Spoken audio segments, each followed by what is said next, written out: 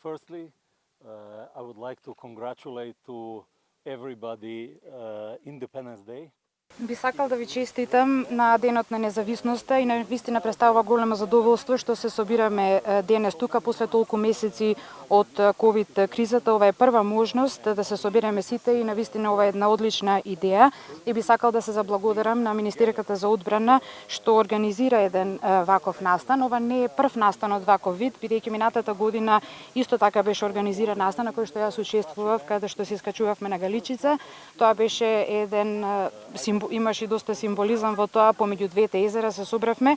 Меѓутоа и оваа година идејата е одлична, ја променивме рутата и може да видите дека има тука навистина многу луѓе од меѓународната заедница, припадници од Министерството за одбрана, од армијата, така да навистина ова е една прекрасна можност, да речам уште еднаш после толку месеци повторно да се собереме и да се дружиме. Исто така би сакал да нагласам дека за разлика од минатата година кога бевте земја кандидат, оваа година за прв пат сте земја веќе членка на НАТО и би сакал да искористам оваа прилика да ви честитам за тоа што станавте 30-та членка на НАТО. Уште еднаш среќен ден на независност. Excellent opportunity after so many months again to discuss a little bit, to see the beauties of nature in North Macedonia, and I have to mention, of course, that last year we celebrated Independence Day as a candidate for NATO membership. This time,